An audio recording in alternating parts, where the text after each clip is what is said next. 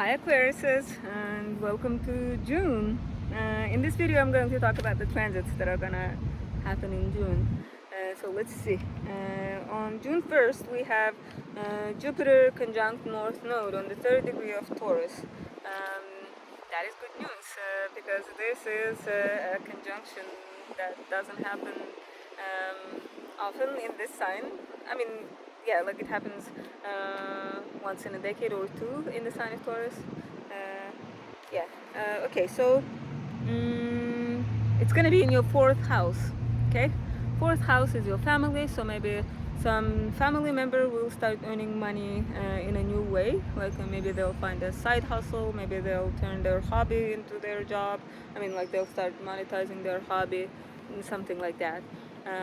Yeah, so even though this conjunction is good, it is receiving a T-square from Pluto and Mars. Okay, so your first house, your house of self, and your relationship house, and they're pointing fingers at your family home.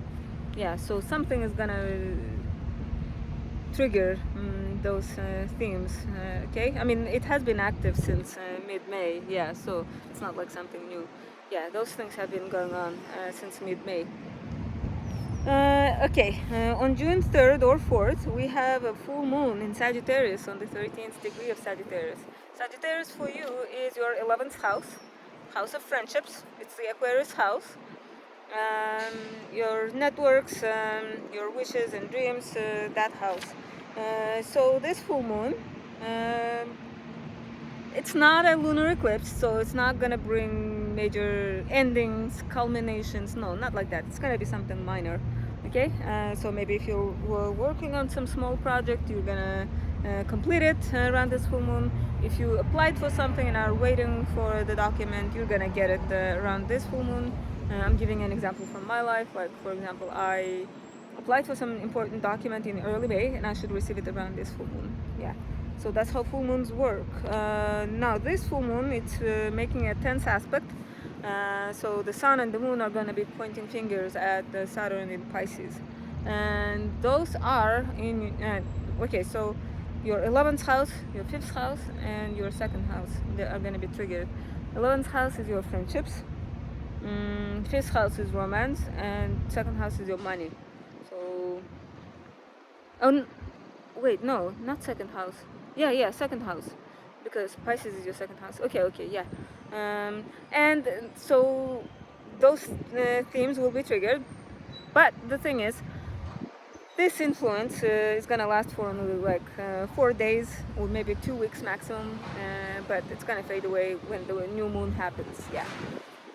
And at the same time of this, on the day of this full moon, we still have that T-square, so we have these two red triangles on the chart of that day, and it can be pretty tense. And you know, on full moon, people are emotional, they're moody, they're like, yeah, everybody's crazy on the full moon.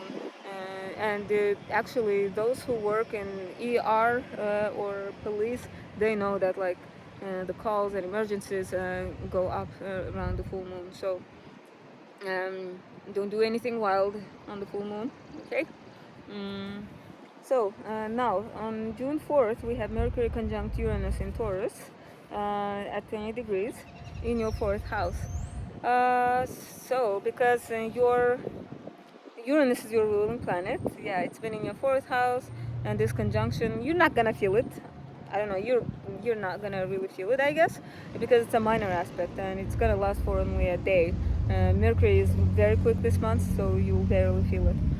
But anyway, you might get sudden realizations, sudden understandings on that day. Okay. Next, on June 6th, we have Venus entering Leo, your relationship house. Yeah, and it's there for an extended stay. Yeah, it's gonna spend 4 months in your relationship house. So when Venus enters your relationship house, it's gonna unintentionally, accidentally activate that T-square that began in May. I mean, the peak of that aspect was back in May, but this time, like, Venus is gonna accidentally activate it as well. But because Venus is the planet of conflict resolution, peacemaking, um, mediation, hopefully it will bring some peaceful solution, maybe nice solution to the issue that was like brought up by the T-square. Okay, now, so I mentioned that June 12th, we have Mercury entering Gemini. Yeah, so Gemini for you is your fifth house. Mercury is gonna sprint through your fifth house. It's gonna spend only like 2 weeks in there. And the thing about Mercury is that it's strong this month. If you remember, Mercury was retrograde from April 15th, and no, April 20th until May 15th. Yeah, and after that, it spent time recovering from the retrograde the rest of May. But this month is good. So if you need to sign a contract, a lease, you can be sure that the terms of the contract are not going to change somewhere along the way. And if you need to buy electronics, it's a good time to buy it because you can be sure that it's not going to malfunction. You won't have to return it. Yeah. On the same day, we have Pluto re-entering Capricorn. Yeah, so remember, Pluto was in your sign since March, but this time, on that day, it's gonna re-enter Capricorn, your 12th house, for a few months.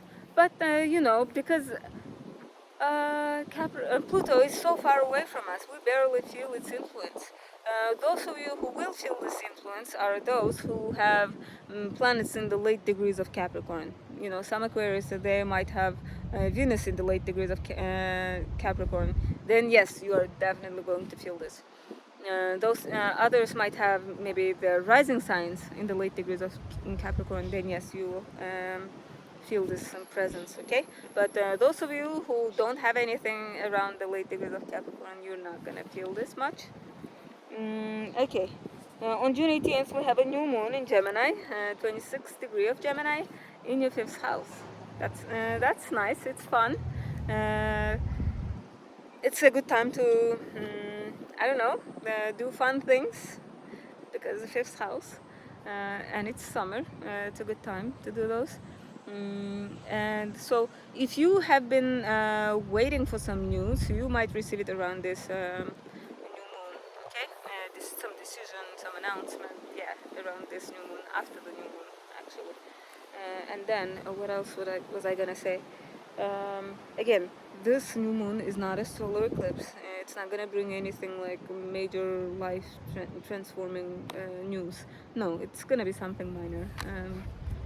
Okay, so on June 18th, the same day as the new moon, we have Saturn turning retrograde in Pisces. So Saturn has been in your relationship house since March, and so it has been making you like rethink your finances.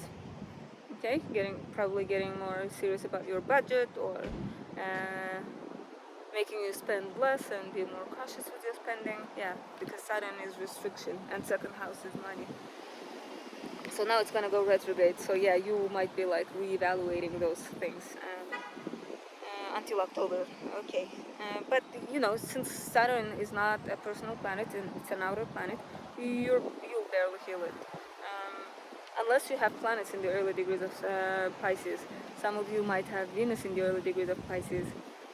So yeah, Saturn is conjunct those placements. Yeah. Okay, so on June 20th, Venus enters the shadow zone on the 12th degree of Leo.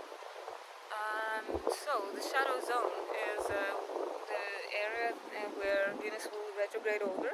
Okay, and so if you are thinking of getting a plastic surgery done, some of you might be thinking of that. Do so before June 20th. That way you can be sure that the procedure is going to go well. You are more likely to be satisfied with the results.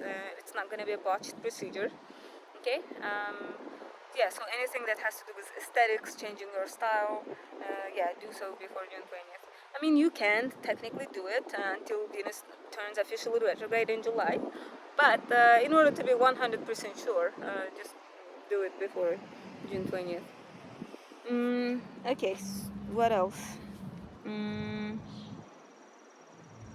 June 21st, the Sun enters Cancer, summer solstice, yay! So Cancer for you is your sixth house. Yeah, so sixth house is your routine, your job, your habits, your health, your pets. Okay. Now those things are gonna be like in the focus. You might not even like be aware of it, but yeah, those things will be in the focus. And Mercury joins Cancer, joins Sun in Cancer on the 27th in your sixth house. And actually, they're gonna be conjunct in your sixth house, but that's gonna be on July 1st. Okay, I'm gonna talk about that in the July video. So this is pretty much it for June.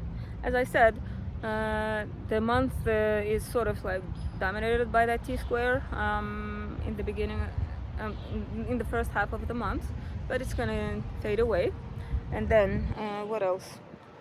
We have that full moon on the 3rd and 4th, 3rd or 4th, in your 11th house, and then you will receive some news maybe on June 18th. Okay, so I hope you enjoyed this video.